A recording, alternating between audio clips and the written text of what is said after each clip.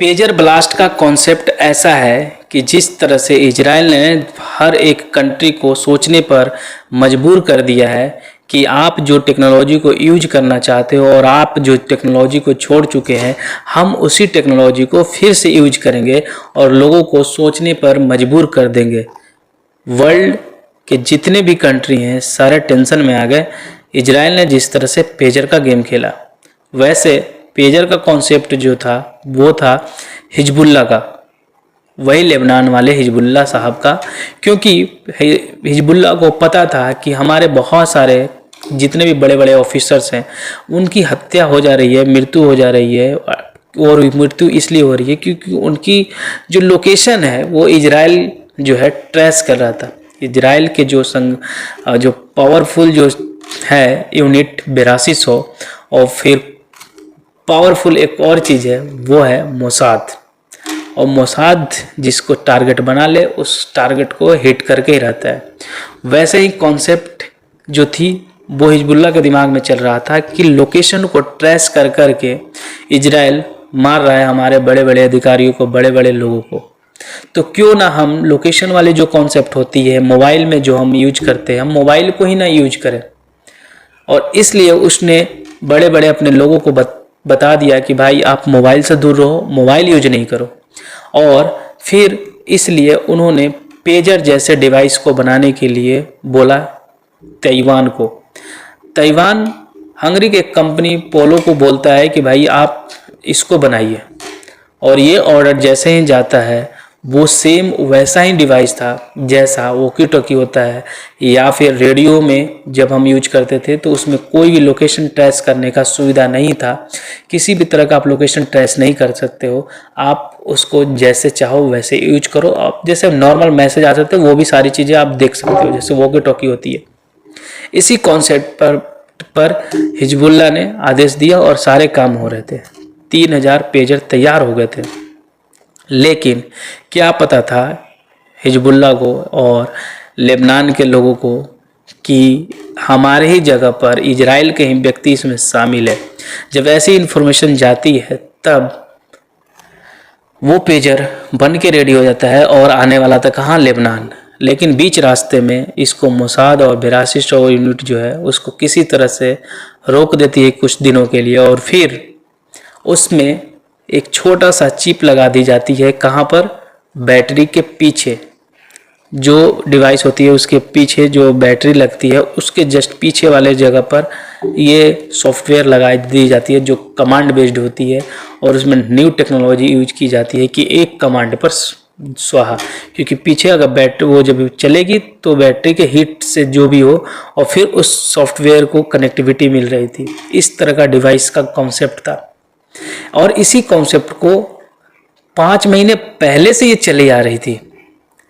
और फिर उसमें यूज लगाने के बाद लेबनान में ये डिवाइसें चली जाती है, जैसा उनका कॉन्सेप्ट, जैसा लेबनान के हिजबुल्ला का कॉन्सेप्ट था वो चली जाती है। लेकिन उनको ये नहीं पता था कि बीच में इस डिवाइस के साथ छेड़छाड़ हुई है। 5 महीने गुजर जाते हैं, लेकिन उसके एक अधिकारी को पता चलता है कि कुछ डाउट होते हैं। अक्सर होती है ना कि कुछ चीज़ें जब होती है तो कभी कभी आदमी छेड़छाड़ करता है, तो डाउट होती है। तो उसने क्या बोला, चेक करवाया। जब चेक करवाया तो उसको और शंका हो गया। फिर उसने बोला कि यार मैं एक बार और चेक करवाता हूँ, बहुत हाई अथॉरिटी के साथ, बहुत हाई लेवल पर। और जब चेक करवाता है तो ये चीज़ें पता चल जाता है कि इजराइल का जो व्यक्ति ऑलरेडी लेबनान में काम कर रहे थे, हिजबुल्ला के संगठन में काम कर रहे थे, खुफिया के तरीके से पता नहीं होता है, उन्होंने इजराइल को बता देता है कि ये चीज़ें हिजबुल्ला के संगठन, आतंकवादी जो संगठन है उसको पता है, और वो जल्द से जल्द इसको डिफ्यूज करा देगा, इसको नहीं यूज करेगा। लेकिन जितना जल्दी हो सके अपना मिशन को कामयाब कर लो, जितना हो, आगे की कॉन्सेप्ट बाद में देखी जाएगी। वैसे इजराइल का कॉन्सेप्ट ये था कि हम जब ये हर व्यक्ति के पास, बड़े बड़े उनके लोगों के पास पहुंच जाएगा तब यूज करेंगे, तब मजा आएगा, तब धमाका होगा। लेकिन अभी कुछ दिन पहले, जस्ट 2-4-5 दिन पहले ही इजराइल रुकने वाला नहीं था। इजराइल बोला कि ये तो 0 हो जाएगा मेरा जो काम किया हुआ था, इसलिए इसको यूज ही कर लिया जाए। और भाई 3000 पेजर एक साथ ब्लास्ट, एक कमांड के बेस पर। चकमका गई दुनिया। लेबनान के लोगों को तो समझ में नहीं आया कि दिल, गुर्दा, फेफड़ा, हाथ, नाक, मुंह कहाँ कैसे फटने लगा। और एक जगह नहीं, 3000 जगह पर 2800 लोग उसमें घायल हुए। 200 लोग नहीं घायल हुए, वैसे लोग जिनके हाथ में वो वाली डिवाइस नहीं थी, वो कहीं और रखी थी। कोई वॉशरूम गया है, कोई कहीं और गया है, कोई सो रहा है तो कोई कहीं रख के खाना बना रहा है। और वो 200 डिवाइस भी फटे, मतलब 3000 फटे, लेकिन 200 लोगों को नुकसान नहीं हुआ। 2800 लोग जिनके पास था, कोई किसी के पास ऊपर वाले मोबाइल पैकेट में, किसी के नीचे वाले पॉकेट में, किसी के हाथ में, कोई ऐसे लेके देख रहा था। मतलब समझो कि ऐसे देख रहा है और उसी वक्त ब्लास्ट कर गया। कोई पैकेट में रखा है, उसी वक्त ब्लास्ट कर गया। मतलब समझो कि गया सारे, मतलब जो है ना कल पुर्जा, वो सब उड़ गए भाई। मतलब क्या भयावह सिचुएशन होगा। मतलब चाहे बच्चा हो, बूढ़ा हो, जवान हो, ये नहीं देखा जिसके हाथ में था ब्लास्ट हुआ एक समय पर। और ये जो घटना घटी है, इजराइल ने संकट में डाल दिया, लोगों को सोचने पर मजबूर कर दिया कि आप अगर सोच लो, नहीं तो आगे क्या होने वाला है। दूसरी चीज़ कि हमारे सामने जो डिवाइसेस आ रहे हैं, हमें खुद नहीं पता है कि इस डिवाइसेस में क्या लगे हुए हैं।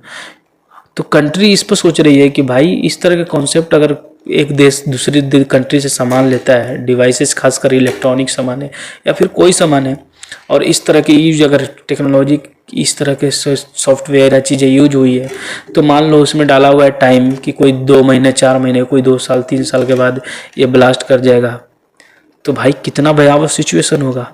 ये चिंता का विषय है, बहुत बड़ी चिंता का विषय है।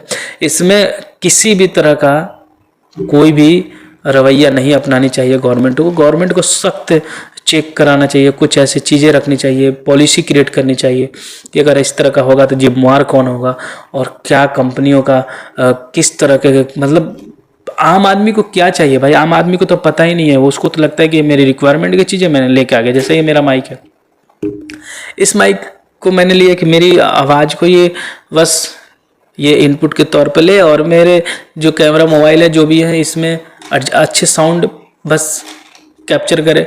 लेकिन हमें क्या पता कि इसमें क्या लगाया हुआ है, हमें उस मोबाइल में क्या पता कि अंदर क्या लगा हुआ है। हम तो सिर्फ यूजर है, यूज कर रहे हैं।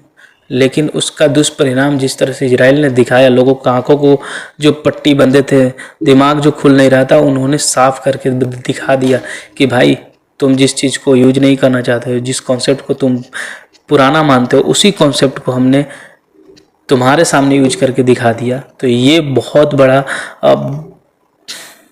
बड़ा मतलब गेमर वाला आदमी है भाई। मतलब नेतन्याहू साहब अपने लोगों को, मतलब हर एक कंट्री, अमेरिका, मतलब जापान, ये जो टेक्नोलॉजी में बोलते हैं बहुत बड़े हैं, इन सबको हिला दिया है। और क्या कॉन्सेप्ट है यार, वर्ल्ड में इजराइल ऐसी कंट्री बन चुकी है कि जिसकी टेक्नोलॉजी जो है ना अभी लोगों के सामने वैसा तगड़ा नहीं है जैसे जापान को हम बोलते हैं ना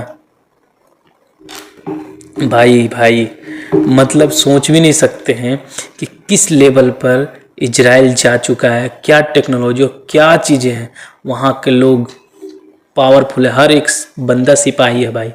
हम लोग जैसे जैसे बंदे, मतलब उन तो चुटकियों में ही हूँ, क्योंकि उनकी एक ही बात है, देश फर्स्ट, कंट्री फर्स्ट, उसके बाद हम। और हमारी कंट्री है तो सब है, यही नहीं है तो कुछ भी नहीं है। इसलिए सब एकजुट से लड़ते हैं, उनको कोई चीज़ का डर नहीं है। और इसीलिए इजराइल है। इजराइल का दोस्त भारत भी है और अमेरिका का फुल सपोर्ट है। तो आप बताइए कि आपको पेजर जो ब्लास्ट हुए इस पर क्या कमेंट है, क्या राय है, और किस तरह की टेक्नोलॉजी को उसने यूज किया, आप बताइए। आप देख रहे थे द संतोष वॉइस। मिलते हैं फिर नए वीडियो में, तब तक के लिए धन्यवाद। जय हिंद।